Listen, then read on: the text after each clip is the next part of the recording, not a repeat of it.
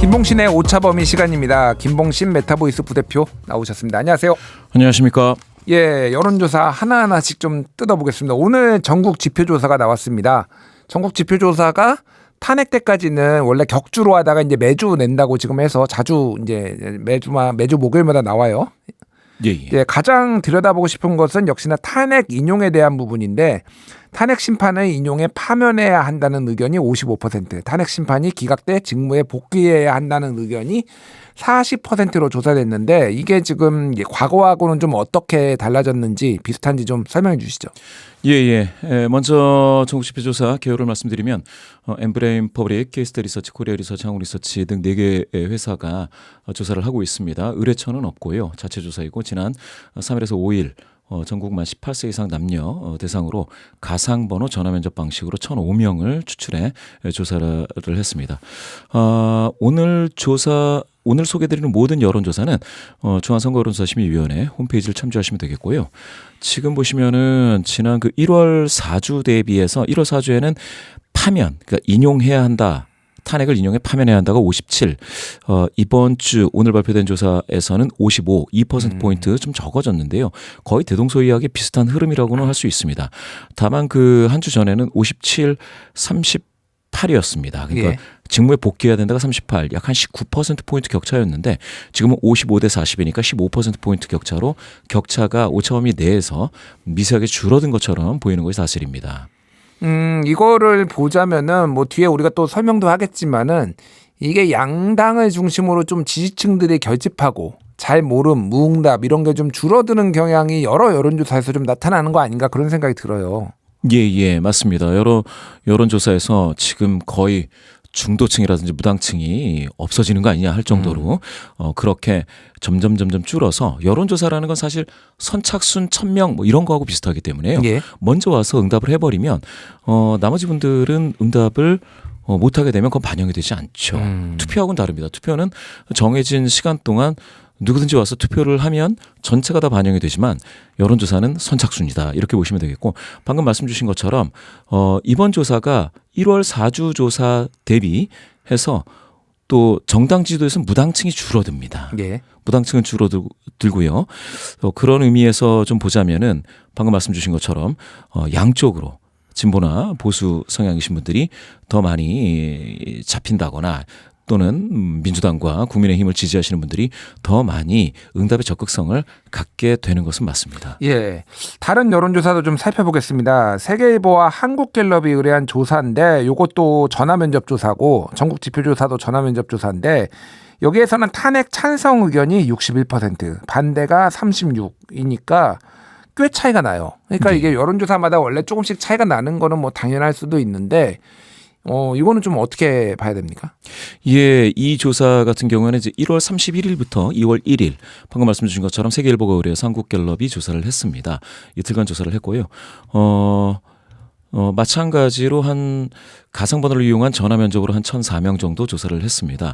이 조사에서 탄핵 찬성 의견이 61인데요. 그러면은 지금 전국 지표에서 55니까 6%포인트 정도 격차가 있다라고 보실 수가 있는데요.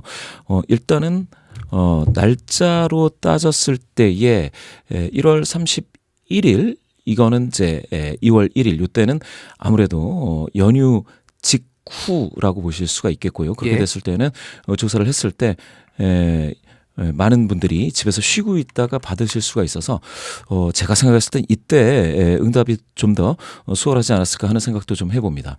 또 한 가지는 전국 지표조사 같은 경우에는 전국을 17개 광역 시도별로 할당을 해서 다 조사를 하게 됩니다. 그러다 보니까 읍면 지역에 사시는 분들도 일부 생업에 종사하시고 도농 지역이라고 했을 때 이제 농촌 지역, 그 지역에 사시는 분들도 반영이 많이 된다라고 보실 수가 있겠고요. 그러한 면에서는 조금 차이가 나는 거는 이해가 될 수 있는 차이인 것 같습니다. 그러니까 전국 지표조사 같은 경우에는 이를테면은 부산, 경남, 울산 이렇게 좀 다 따로 하는데, 다른 여론조사, 뭐 갤럽조사 같은 경우는 이거를 좀 부울경으로 묶어서 이렇게 하는 건가요? 그러면? 맞습니다. 그렇게 되는 경우에는 조금 도시에 사시는 분들이 더 빨리 응답할 가능성도 없지 않아 있습니다. 그렇군요. 그러니까 농촌에 사시는 분들이 조금 더 보수적인 성향을 가질 가능성이 높기에 이 차이가 좀 난다 이렇게 설명해 주신 것 같은데, 일단 ARS 조사에서는 격차가 좀 더 좁혀진 것 같아요. 여론조사 회사 에이스 리서치가 뉴시스 의뢰로 지난 1일에서 이틀 동안 만 18세 이상 1,000명을 대상으로 윤 대통령 탄핵 소추안 관련 의견을 조사했는데 인용은 51.4, 기각은 46.9. 이거는 굉장히 붙었습니다. 예, 이 조사가 이제 이렇게 방금 소개해 주신 이 조사에서는 오차범위 이내로 탄핵 인용을 해야 된다와 기각되어야 된다가 붙어 있는 상황입니다. 오차범위 이내로 들어온 거죠. 그런데 이게 이제 ARS 조사에서는 특히나 보수 성향이신 분들, 또 국민의힘을 지지하시는 분들이 더 많이 잡힌다고 보시면 되겠습니다. 지금 전화면접 조사에서는 이렇게 큰 차이가 아니지만 ARS 조사에서는 정당 지지도가 국민의힘을 지지하시는 분들이 확실히 더 많은 것 같은 느낌을 주기도 합니다. 지금 이 조사 같은 경우에는 39.7, 그러니까 민주당이 39.7 %이고요. 국민의힘은 43.7이어서 오차범위 이내 격차이긴 하지만 국민의힘이 조금 더 많나 이렇게 생각이 되실 것 같고요. 그런 의미에서 탄핵 인용과 기각이 오차범위 이내에서 비슷한 거는 또 이해는 됩니다. 그렇군요. 예. 그러니까 어쨌든 이제 자동응답 하고 이제 사람이 하는 거하고 이제 좀 차이가 있고, 특히 적극적으로 지금 정치 고관여층이 ARS 조사에 좀 더 응하다 보니까 그게 좀 영향을 준 것 같다 이렇게 말씀해 주셨는데, 이번 전국 지표조사에서는 진보는 탄핵 인용 찬성이 89%, 보수는 기각이 76%였고요.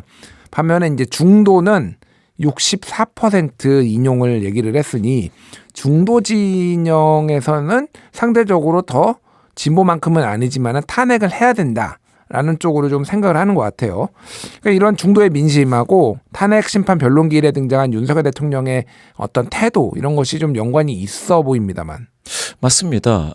윤석열 대통령이 이제 이 심판과 관련해 가지고 열심히 이제 주장을 하고는 있는데 제가 봤을 때는 이게 보수 성향이신 분들 이미 지지하는 마음이 있는 분들한테는 계속 지지할 수 있는 뭔가 확신을 심어준다던가 하는 거는 될 수 있는데요. 아직까지 이제 중도 성향이신 분들의 마음을 확 이렇게 바꾸고 있지는 못하다라는 게 방금 말씀하신 지표에서 드러나고 있습니다. 여러 가지에서 지금 중도 성향이신 분들 중에서는 오히려 그 여권 내지는 보수 성향이신 분들의 어떤 그런 의견 쏠림 있는 쪽과 반대 방향으로 더 기울어져 있다, 더 우세하다, 이렇게 보시는 게 맞겠고요.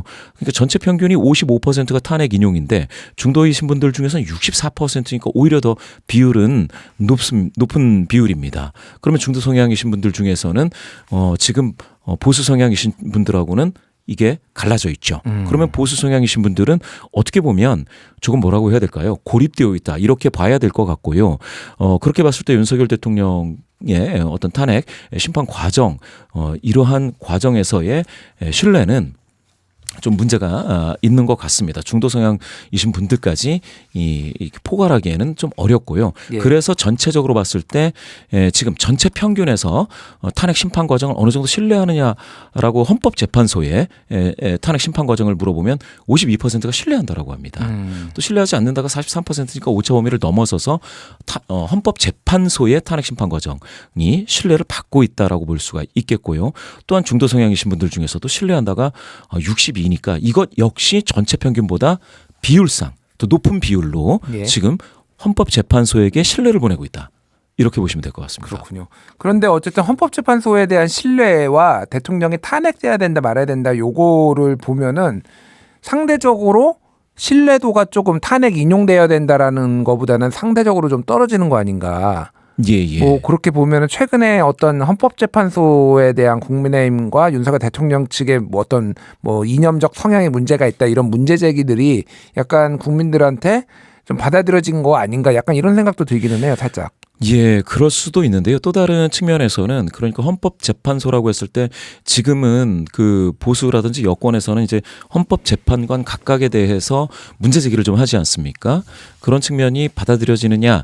그런데 탄핵을 인용해야 된다라는 사람 중에서도 헌법재판소의 지금 탄핵 심판 과정을 신뢰하지 않는다가 17이라고 한다면 요 이제 탄핵을 인용해야 된다라는 그런 응답자 중에서는 신뢰한다가 80, 신뢰하지 않는다가 17이거든요. 예. 그럼 이 17%는 뭐냐?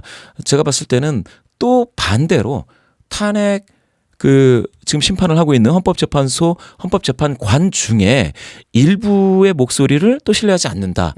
내지는 더 빨리 하지 않느냐 이런 목소리도 있을 수가 있기 때문에 예. 그거는 다각도로 해석을 해야 될 것 같습니다. 그렇군요. 뭐 여러 가지가 진짜 나올 수가 있는. 예를 들면은 진보 성향의 사람들이 몇몇 보수 헌법재판관 나는 좀 못 믿어온데 뭐 이렇게 봐서 신뢰하지 않을 수도 있다. 이렇게 나올 수도 예. 있는 거니까 그런 함의가 있는 것 같고 오늘 뭐 뉴스를 좀 전해드리면은 이제 헌재에서 이제 변론기일이 열렸는데 곽종근 특전사령관 그리고 707 특임단장 김현태 특임단장이 이제 나와서 뭐 여러 가지 증언을 했습니다. 그런데 윤석열 대통령이 이제 굉장히 반발을 했어요. 그러면서 홍장환, 곽종근이 내란 프레임으로 탄핵 공작을 시작했다라고 하면서 굉장히 경로를 하고 막 이런 건데 이렇게 좀 화를 내고 뭐 다그치고 이런 게 오히려 국민들이 보기에는 조금 어떤 아까 전에 우리가 얘기를 했지만은 윤석열 대통령의 탄핵 심판의 대응에 조금 더 악영향을 끼치지는 않을까 그런 생각이 좀 들어요.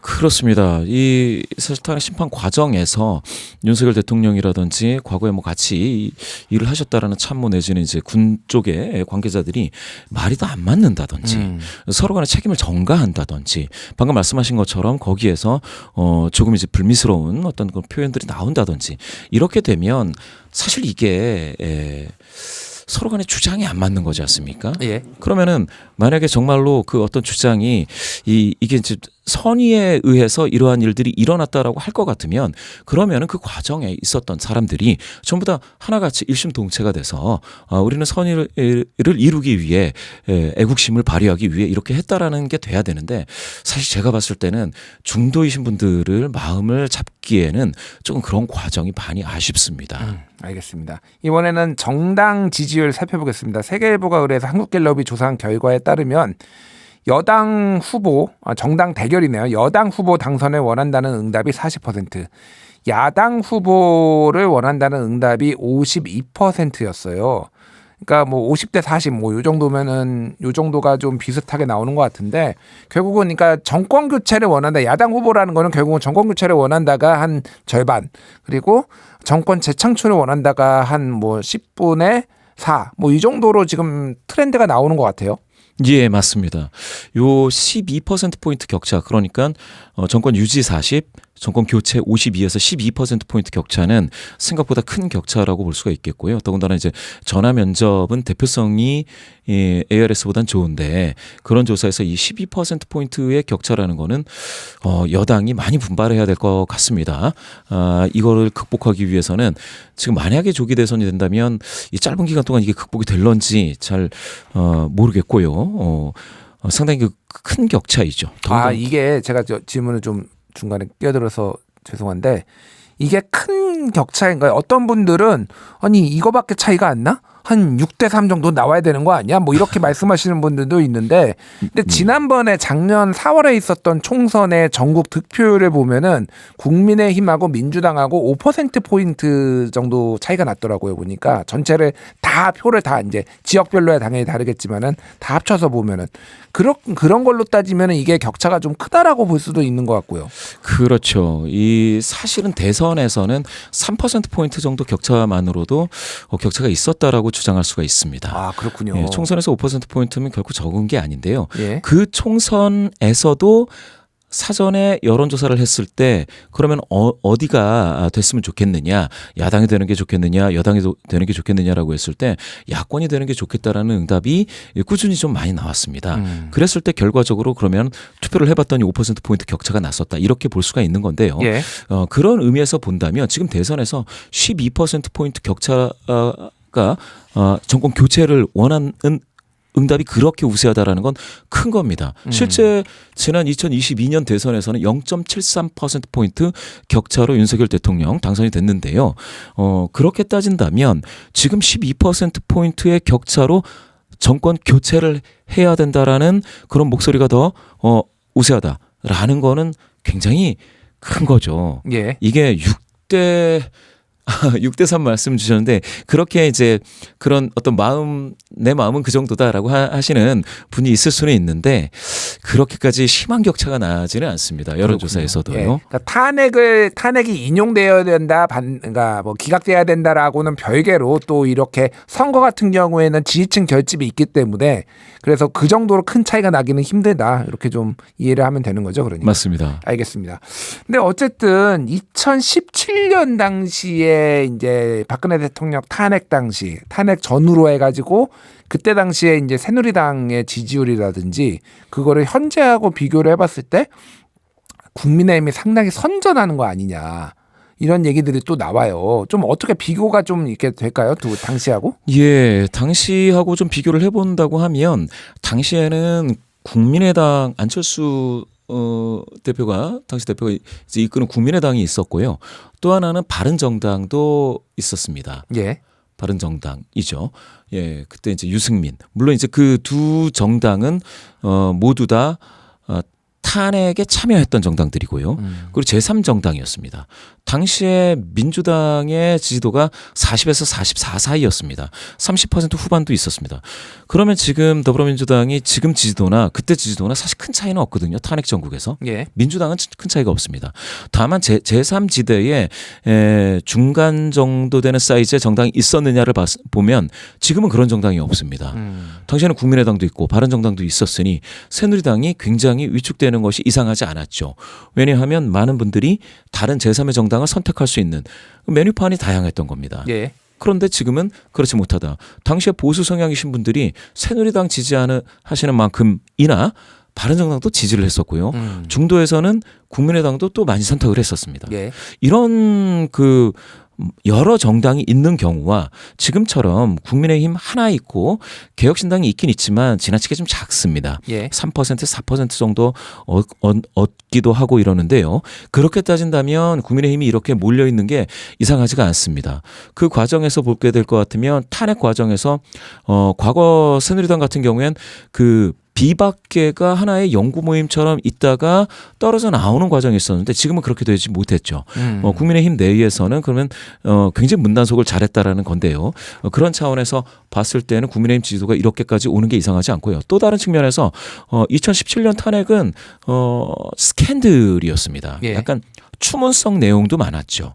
그런데 지금은 스캔들이 아닌 이념 대결로 가고 있습니다. 그러다 보니까 두 가지가 있죠. 대통령이 좀 실수를 한다거나 모자라거나 어떤 그 범죄 혐의를 갖는다 하더라도 그래도 나는 애국심을 발휘할래라는 사람들은 그러면 국민의힘을 지지한다라고 할 수가 있죠. 그렇군요. 그러고 두 번째는 이게 스캔들인 경우에는 상대 정당을 탓할 수가 없습니다. 예. 더불어민주당을 탓하기가 어렵죠. 그런데 지금 이념 대결로 되면 더불어민주당을 탓하고 경쟁 정당을 탓하고 공격적인 태도를 취할 수가 있습니다.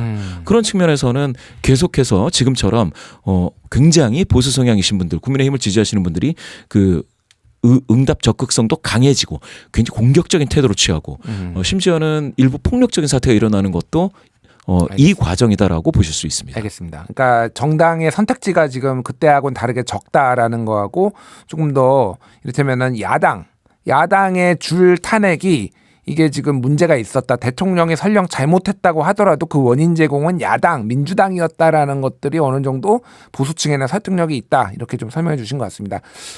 차기 대선 얘기를 좀 해볼게요. 뭐 이게 대선 얘기하는 게 뭐 이런 거 아니냐 하지만은 여론조사는 계속 돌아가고 있고 뭐 윤석열 대통령이 뭐 측이 불쾌했다 뭐 언론 보도를 인정하진 않았지만은 뭐 이런 얘기도 나오지만은 어쨌든 꾸준히 지금 나오고 있어요.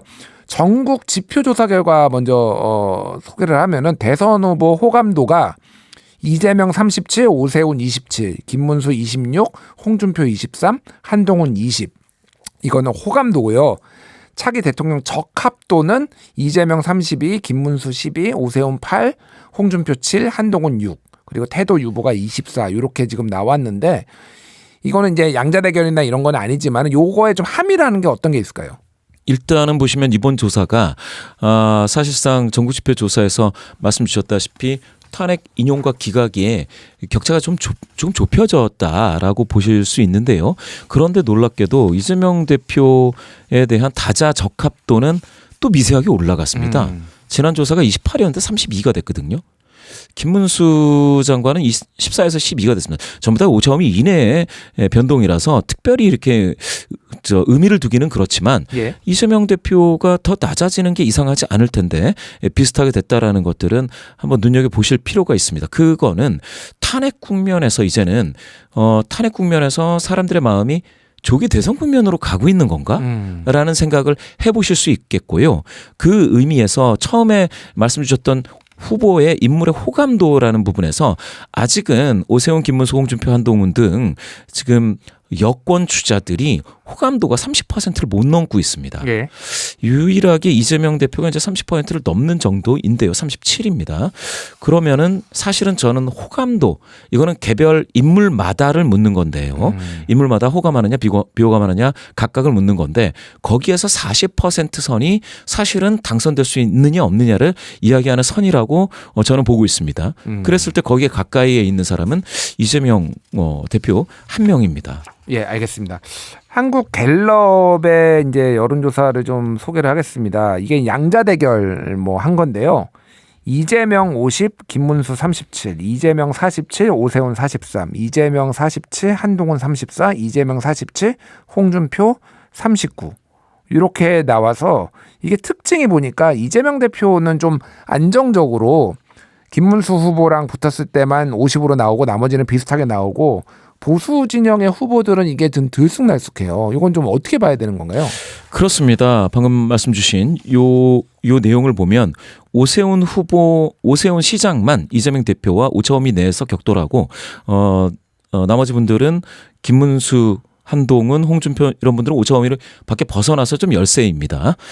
요렇게 봤을 때 첫 번째 이게 보수 다시 해서 국민의힘 주자들이 경선을 통해서 단일 후보를 선출하는 과정에서 이게 1+1이 2가 되는 어떤 컨벤션 효과가 나타나기가 쉽지가 않을 수가 있다. 예. 왜냐하면 이렇게 다양하게 나타난다는 것은 각 후보를 각 인물을 지지하시는 분들의 성향이 좀 다를 수가 있습니다.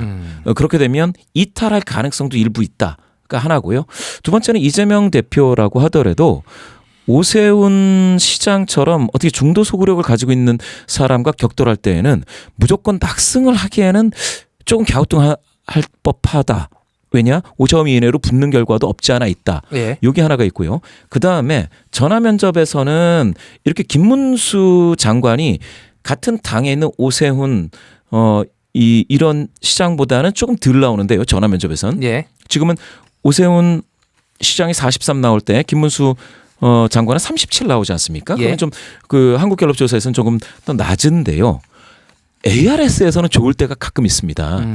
이 얘기는 뭐냐? 그럼 ARS에 응답하시는 분들은 김문수 장관을 지지할 법한 조금 더 보수 색깔이 강한 분들이 ARS에 많이 응답하시는구나라는 예. 것들을 유추해 볼 수 있는 것이죠. 알겠습니다.